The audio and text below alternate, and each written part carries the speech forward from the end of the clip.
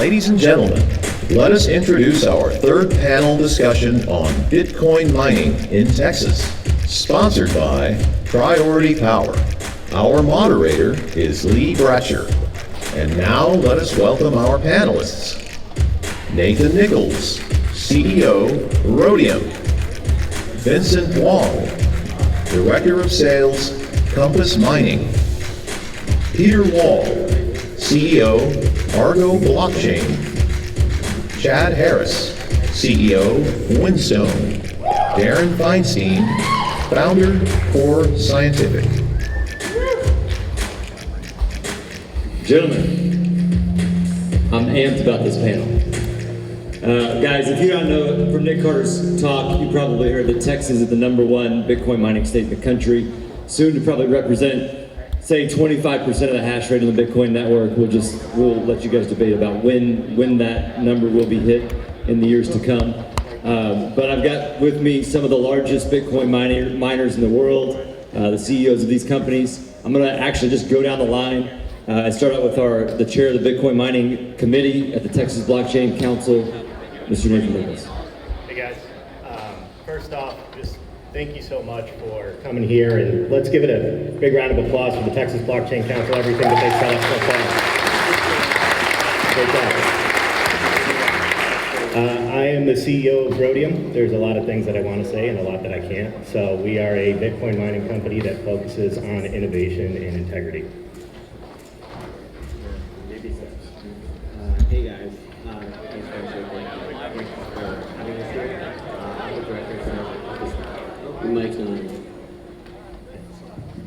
So thanks for having us here. I'm the director of sales at Compass Mining, and our whole goal is just to allow Bitcoin mining to get into the reaches of everybody, so everybody can participate in it and kind of learn a little bit more about how they can, like, what they can do to join the new financial revolution. I think this one's working. Check. Hey everyone, Peter from Argo. We are a publicly traded miner, originally listed in London, recently listed on the NASDAQ. We have operations in Canada, and we are building a 200 megawatt facility here in West Texas, in the Texas Panhandle, not far from Lubbock in Dickens County. Actually, the judge from Dickens County is here today, so if you, maybe Judge Brendel, if you could give a wave. There he is over on the wall. So, has been an incredible support for us as we're building out our facility. So it's great that he's here and learning about the industry. And yeah, if you want to talk to someone who is having the experience of having a Bitcoin miner move into their community, he would be a great guy to talk to. Thanks everyone. Hello, thank you again. I'm glad that we're all here today. Thank you for having us, Lee. You've done an excellent job. My name is Chad Harris. I'm the CEO of Riot's Windstone Data Center here in Rockdale, Texas, the great state of Rockdale, Texas here. And we currently are expanding our facility, and we'll be at 700 megawatts. Actually, the 7th transformer is being delivered in about a week or so. And you can follow along our little adventure. We were just chit-chatting in the back about these videos that I make. And it's really to show people that we actually are creating a real scalable business that allows for the community to interact and create new jobs. And just like you were saying about the judge, it's a great opportunity for Texas. Thank you. Thank you, Lee, and thanks to Blockchain Association of Texas. It's amazing what they've put together here, having all you guys out first year. I mean, this is a big accomplishment, and just the caliber of the speakers that you brought and the government officials is special, and you should be proud of yourself. Darren Feinstein, Core Scientific founder. I've been mining since 2012, so I've been in the space a decade, and I've watched it grow and become more institutionalized, and we're really proud to be now home. Our home is located in Texas. Both companies that we founded, BlockCap and Core, have relocated here. And we're proud to be Texas citizens. We just announced yesterday we're building out in Denton, 300 megawatts. So it's a pleasure to be here on this panel with a great group of guys, and all you, Lee. I'm gonna actually talk back to you, Darren. So can you tell the audience a little bit more about the questions around the energy usage of Bitcoin mining? We're just gonna dive straight in to that question. All right, we're going straight to the FUD. You're going to hear a lot after me, specific questions related to Texas and the Texas grid. I'm going to talk a little bit very briefly, hopefully, about the global misinformation campaign that affects really all of us in this industry in every facet. That probably the most common misconception is that this industry, Bitcoin mining, is energy intensive, that we use a great deal of the world's energy and that we are disrupting or causing harm to the planet. The problem with the narrative that you guys all hear is every time you hear a mainstream media article refer to Bitcoin mining, they compare it to a small country, the Netherlands, New Zealand, or a city somewhere in the United States. The problem with that analogy is you need to frame it on a global framework. You can't just talk about a small city or a small country and have any kind of idea what kind of power or energy that geographic area uses. And so you really need to step back, and I'm going to give you a little bit of technical jargon, but we know how much energy the planet Earth generates from every geographic area, every country. We know how much energy is generated, and that number is 175,000 terawatt hours per year. So the world generates 175,000 terawatt hours a year. The Bitcoin network, which you guys hear about every day in mainstream media articles, on the news, and in every internet article that says that the Bitcoin mining network is destroying the planet, the Bitcoin mining network uses, of that 175,000 terawatt hours, 195 terawatt hours of energy. That is 0.1% or less of the world's generated energy. Other industries, when they tell you how much energy they use in the world, industrial companies, transportation companies, they round the total use of energy by 1 or 2% of the global energy. So they're usually off by 1 or 2% of the world's global energy, which means the Bitcoin mining network is a rounding error to other industries. We are a fraction of a percent of the global energy use. We use a negligible amount of the world's energy, yet we get this misnomer that we're a giant use of energy. So I think the first thing to really understand is that the global Bitcoin energy used is inconsequential on a whole when you look at the global energy use. After you talk about that, then you can talk about what the sustainability footprint is of that network. And there's the Bitcoin Mining Council, which has been formed to discuss that exact topic, found that over 56% to 67% of the Bitcoin miners in the world use sustainable energy, which means there's no emissions from that energy, which is higher than any industry that exists today in any other area of commerce. And so really getting a framework for the amount of energy that this network uses on a global basis is important to really understand the effects and the consequences of the energy that we use. And then when we talk about the sustainability metrics, to really put it into perspective that even though we're a negligible use of energy, we're very conscientious of using energy that we believe is appropriate for the environments that we're in. That's great. So we've talked about the FUD side of things. Let's talk about the value of the network, right? Because this is all relative to the value that you guys secure on the Bitcoin network. So we need to have two sides of this conversation, right? The dispelling the FUD around energy usage, but also the immense value to the world, to the well-being of people all over the world that the value of this network brings. So this is a question for the whole panel. We'll start with Nathan, since you're closest to me. So the value of this network to the world, and how do we frame the narrative as far as like value rather than usage? Yeah, thank you. So, immediately we can see El Salvador and large nation states really coming into the fold to understand cryptocurrency and how it's used as a monetary system. But really with Bitcoin, and one of the reasons that I'm so passionate about it, why I get up in the morning, is because if you have financial sovereignty, which Bitcoin produces and provides, and you have internet around the world that is from Starlink and other sources that's allowing it to basically be beamed down anywhere, you can take power cells, batteries, add solar panels attached to them. You're gonna have internet access, you're gonna have the ability to have your own financial sovereignty and freedom, and that's for 2 or 3 billion more people. We live in America, we're taking all of these luxuries for granted, but if you look at all the other countries out there, their inability to take stability in their currency for granted. That's really going to change the lives of billions of people, and I think that that's one of the reasons that we're up here today. Let's hear it from a few more of you. So I'll tell you, it's interesting that you bring this up, and Nathan, I think you did a really good job on talking about it. And if I wasn't a believer before, about 2 weeks ago, I had the pleasure to have 2 gentlemen come from Africa. They reached out to me on Twitter. Anyone knows if you reach out to me, I respond.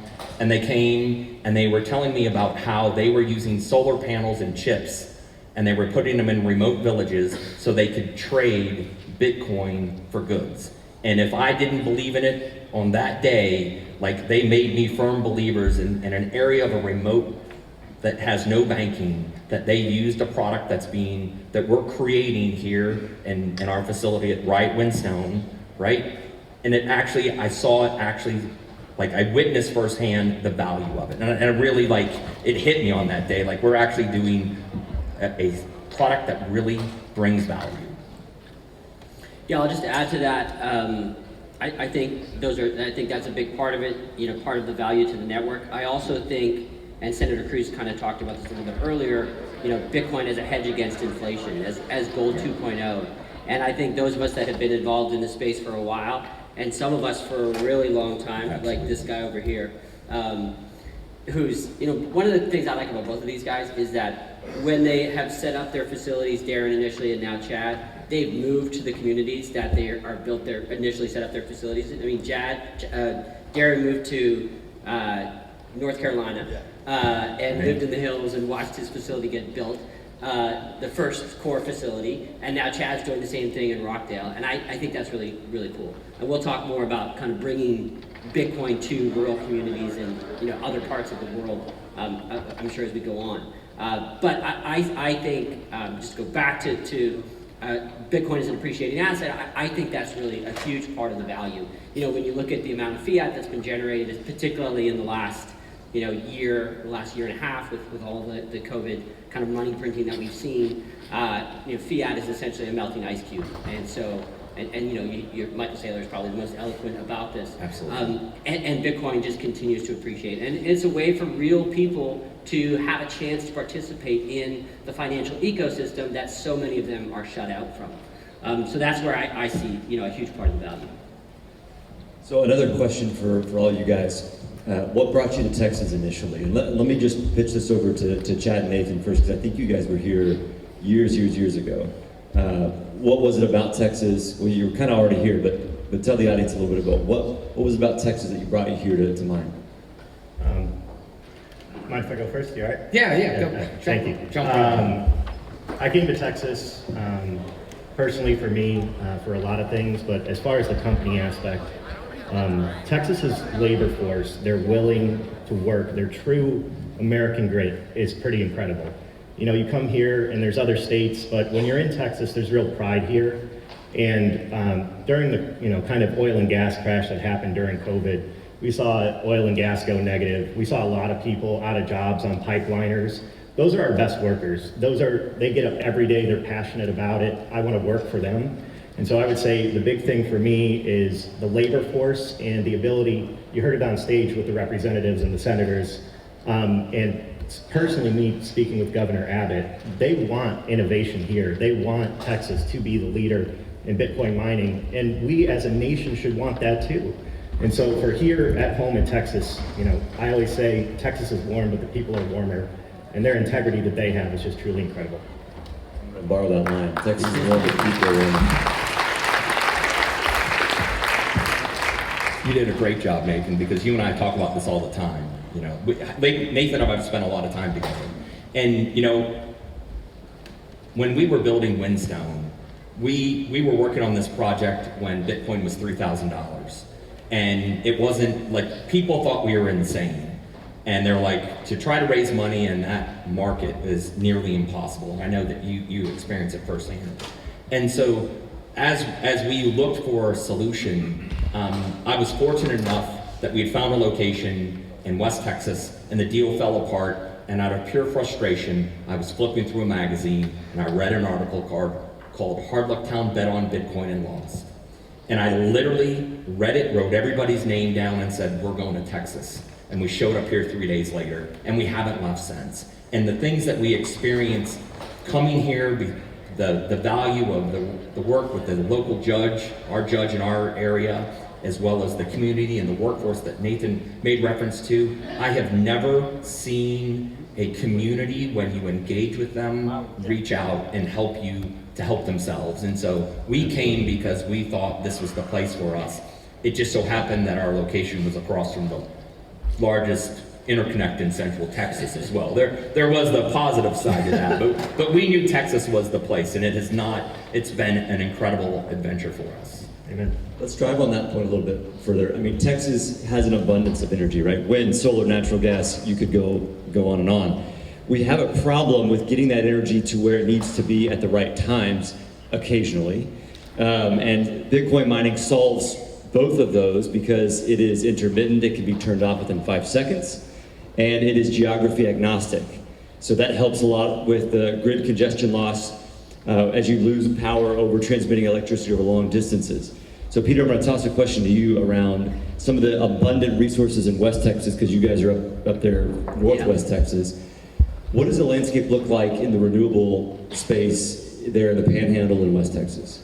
Yeah, and this is absolutely related to the previous question, which is why we came to Texas, because it is a state that has an abundance of energy, particularly renewable energy. And going back to what Darren said at the start, there's a movement within the mining community to use sustainable power as much as possible, and that's been a big part of what Argo's done since we started. We set up in Quebec, we're using hydropower. So when we were looking for a place to expand, Texas was an obvious choice, given there's a tremendous amount of power, and there's more and more renewable power that's coming onto the grid here.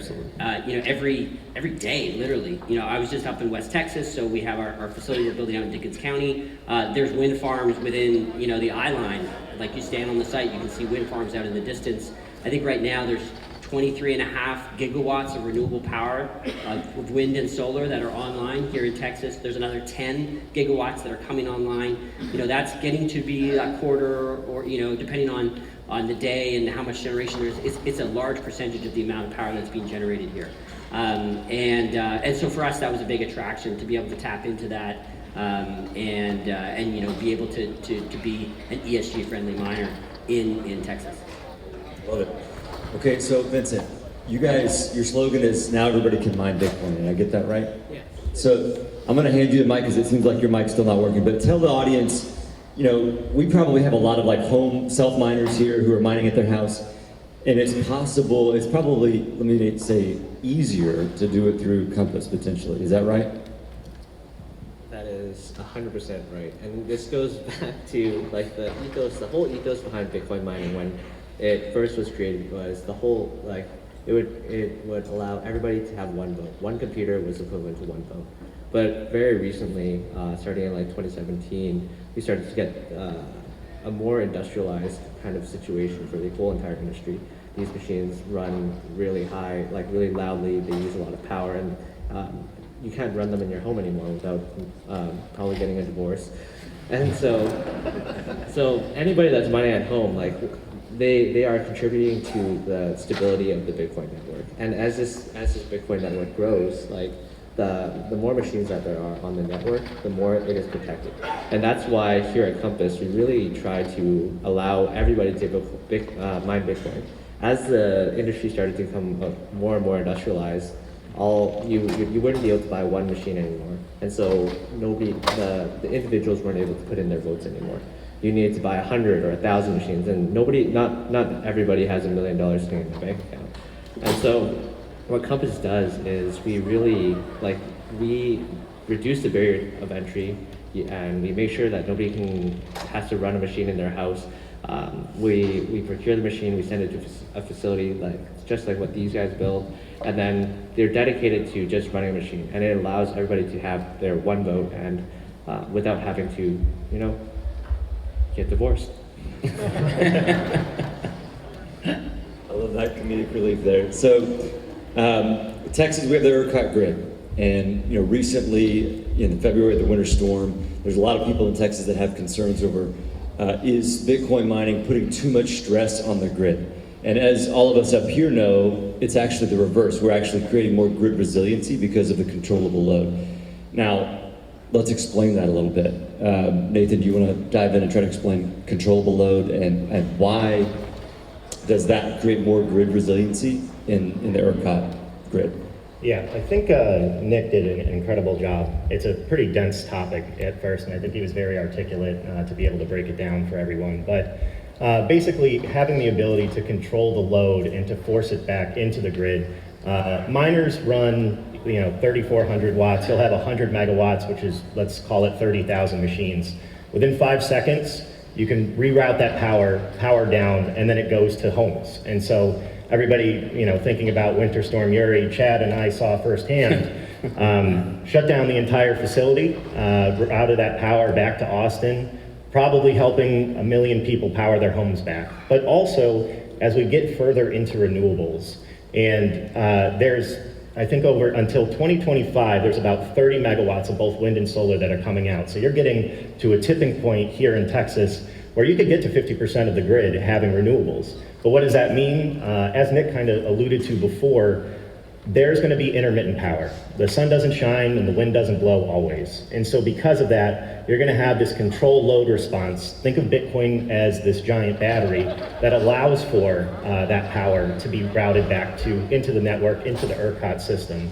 Also, with the renewables, and just going back to kind of what Darren said, there is a difference between power and emissions. Power, if it does not produce CO2 emissions, is not negative. As long as we're efficient in the process, procurement, and use of energy, you're providing, again, to billions of people, financial sovereignty without any harm to the planet. That's great. Let's broaden it to more of a geopolitical discussion. Darren, we all have talked quite a bit about what's happened in China and their ban of Bitcoin mining several months ago, and now ban of cryptocurrency transactions in general. It's and they don't make too many mistakes over there. They're very calculated, other than like human rights mistakes, of course, and freedom mistakes. They're very calculated in their decision makings. So how do I'm thrown off by my slam that China just did. So how is that a gift to the West, a gift to Texas? What kind of mistake is that for them? They were 50-60% of the hash rate. So how's that a gift to the West and a gift to Texas? Thanks, Lee. And I think it's important, we're going to talk about China. I think it's important to give some background again on what's happened in China since the inception of the Bitcoin network. And a lot of the people that really adopted it quickly were out in China, and so they built up 50 to 60% of the network out there, really in a few different regions. They had a great deal of mining up in the north, which is a coal region, and they also had a great deal of mining in the south, in the Sichuan region, which is mainly, I think it's 70 or 80% hydroelectric power, so zero emission power. And over the course of the 8 years or 9 years in which it was highly adopted, Bitcoin network's been around for over 10, but in China, they really started to develop their footprint 8-9 years ago. You started to see the Chinese government ban Bitcoin. And so today, you see a lot of sensationalized headlines about China banning Bitcoin. The problem with those headlines is China's been banning Bitcoin, exchanges, banks utilizing Bitcoin, and miners to some extent for the last almost decade. And so it's really redundant news. It has a minor effect for a very temporary period on the price, on people's kind of expectation on the use. I guess people are going to speculate on the price based on the number of users on the network. And so China's banned Bitcoin a lot. They had two major regions and controlled over 50% of the network. And so a lot of the FUD that was we had to listen to for a lot of years was that China controlled the Bitcoin network, and at any point in time, China could do something to the Bitcoin network and cause it to have a problem. And so we used to have to answer about why China wasn't secretly running the Bitcoin network. Well, turns out China decided to, for real, shut down all of the Bitcoin miners, which was 50 to 60% of the network. They shut them down in the north, and they shut them down in the south, where they used primarily hydroelectric power during the rainy season, and the hydroelectric power during the rainy season in China is plentiful. So they really did a disservice to the people that spent a lot of money on those industries, but they did an amazing favor to us. We're talking about $1 trillion industry, and China shut it off. So America right now is reaping the benefits of that. There's a lot of there's some infrastructure going into Kazakhstan and some of the other Eastern Asian countries, but really I think the biggest benefactor of that is America, and it's really important for America to protect this gift that we've been given on a regulatory front, because we could see what happens with China. China banned it with really good ability this last time Bitcoin within their borders, and Bitcoin didn't care. Just moved to geographic regions with greater freedom like America, and it will prosper here. The importance of understanding that is that this is the newest and best financial technology that humanity has ever had. And as we pointed out earlier, and Nathan talked about banking, it truly is banking the unbanked. Banking means having ability to store value and conducting transactions. A majority of the people on the planet Earth do not have that ability. As they talked about earlier, in America, we are very financially privileged, but there's still 60 million Americans that do not have banking. They fall outside the banking regulatory environment, and they do not have banking institutions, so they're forced to use Western Union, which is a massive tax on moving money around and also to make payments. So just the freedom that this network provides. And one last thing, I'm sorry to talk about this for too long, but China, we know how much coal energy China has. China is somewhere around 22 to 25,000 terawatt hours of coal energy a year is burned in China. 22,000 to 25,000 terawatt hours of coal energy is burned. China used the excuse that they banned Bitcoin to protect the carbon emissions within their borders. Well, if they were 50% of the network, and we're at about 195 terawatt hours a year right now, well, that means that China turned off, if it was all coal, which it wasn't, China turned off 195 terawatt hours of energy, but they're still running 22,500 terawatt hours of energy in the coal regions in northern China, making an inconsequential difference to any emissions that they have coming out on the coal front. And that's really any country that bans Bitcoin based on some kind of carbon emission test. It's really easy to figure out what their coal footprint is in terms of total energy used, and then how much of the network is within their borders. Yeah, so let me draw a distinction here. Earlier we were talking about China. We really were referring to the Chinese Communist Party and not Chinese miners. Chinese miners are they're advocates for freedom in their society. So we would applaud them and welcome them, and the concerns I mentioned earlier were directed at the CCP. I think everyone knew that, but I wanted to make that clear. Right. Peter, tell us a little bit about opportunity zones, qualified opportunity zones. Texas, just like all across the country, has access to those kinds of investments and those kind of tax breaks in those low-income areas. How can Bitcoin mining and opportunity zones work hand in hand? Sure. I might just add a piece to Darren's talking about kind of how infrastructure, the China Bitcoin mining ban has just been kind of jet fuel on infrastructure in North America, and particularly in Texas. I think it's really relevant that, a lot of the interest that we've seen in Texas from Chinese miners coming is really significant. And so that's just kind of accelerated everything in terms of the build-outs that are happening here. Because there's that many, megawatts, gigawatts of power that's come offline that's looking for a place here. In terms of qualified opportunity zones, there's thousands of them across the country. There's many in Texas. We're building out in a qualified opportunity zone in Dickens County. And the reason is it's an opportunity to bring jobs and economic kind of economic opportunity to a particular part of the state that is, economically challenged. There's been, lots of jobs that have moved out of West Texas, the Texas Panhandle. The agriculture is not as strong as it used to be in that particular part of the world. I think they call it the big empty now, because there's just, there's not as many people as there used to be. Spur, for instance, which is the largest town in Dickens County, used to have 5,000 people, 40, 50 years ago, and now has about 1,300. So these are places where if you're not working online and you're not in agriculture, it's really hard to get a job. So and one of the unique things, and these guys, have seen it firsthand, is about Bitcoin mining, is you can do it, like you said, it's not limited by geography. You can do it in rural areas, and in fact, it's often better in rural areas, because if you're using air-cooled machines, you don't have to worry about noise, if there's less neighbors around. And there's also just opportunities to tap into stranded power. The substation that we're tapped into in Dickens County, there is a congestion problem. There's so much renewables that has been created in that area that power has nowhere to go. So it's kind of a perfect combination for us to be in an qualified opportunity zone, at the same time as having a place that has this power congestion where we're able to alleviate that congestion by having local load. So that's kind of how we see it. That's great.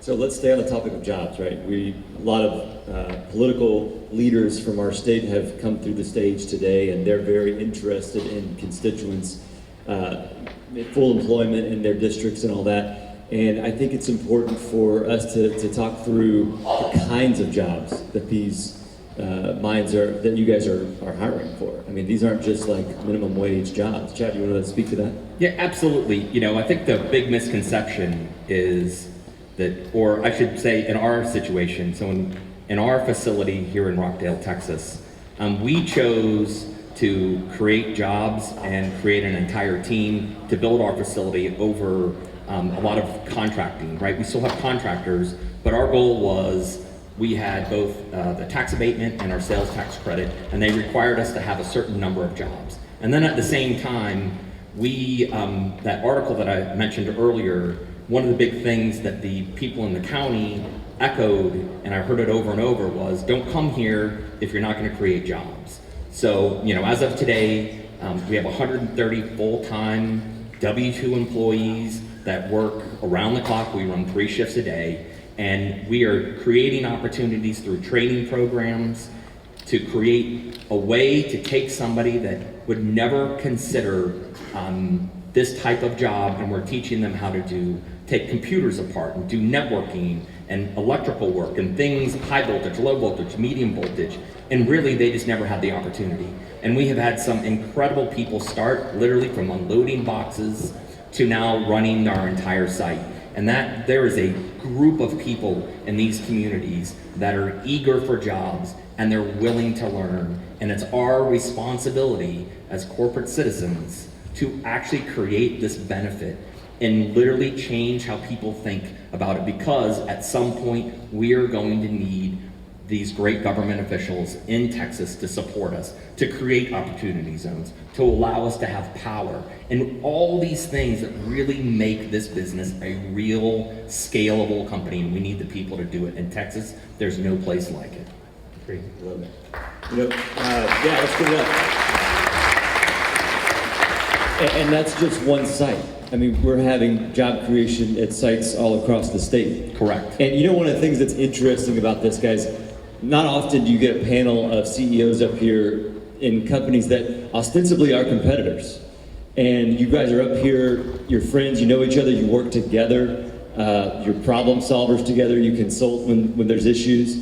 It's a rare thing to find, and I think that's something that the world doesn't really realize, and they should.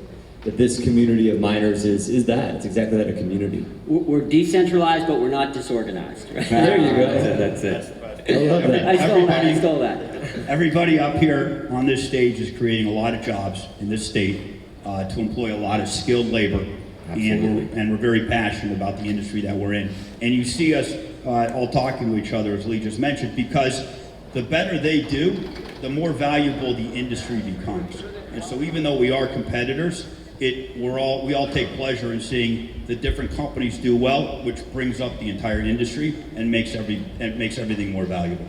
Yeah, absolutely. With you specifically, I've looked at Core for years and said this is just, they're incredible. They're doing things the right way. They're a leader in this business, in this industry. And 3-4 years ago for me, your name inspired me to push harder, to build bigger. This is before I met Chad. But my point is that having the leadership here and the figureheads and honorable people that have integrity leading this industry It is an industry that is inclusive. It has to be inclusive. It's the algorithm. It's programmed that way. And one more point that I wanted to say just about China in particular. I've had an incredible experience working with the manufacturers over there. They have been so responsive. They have kept their word on everything for us. All of our revenue generally comes from mining. And so you need somebody on the other side of that business that's honoring their word to make sure that this happens. And for me specifically, I've had a great experience. I think we all have, otherwise I wouldn't be here today. No, absolutely. Thank you for that, and we do agree. I mean, the companies that were formed in China on the hardware manufacturing side and on the infrastructure side really birthed a lot of the technology that's used today in this industry, and they've moved to Malaysia and some of these other countries that were more favorably looking at how the blockchain technology was utilized. But yeah, no, I think we all mirror that thought that that our Chinese partners and the people that have really done a really good job growing this industry are very important to where we are. We're all sitting here today because of that. Absolutely. Ladies and gentlemen, let me commend to you the CEOs of some of the largest Bitcoin miners in the world. Let's give them a round of applause.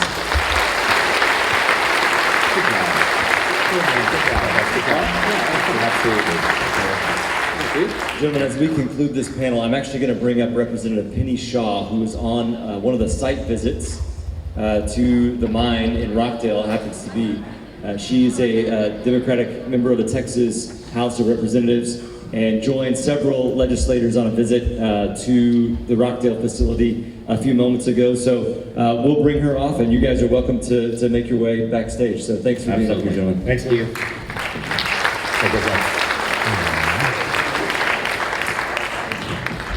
So as Representative Shaw comes up, I want to just say a few things about that site visit.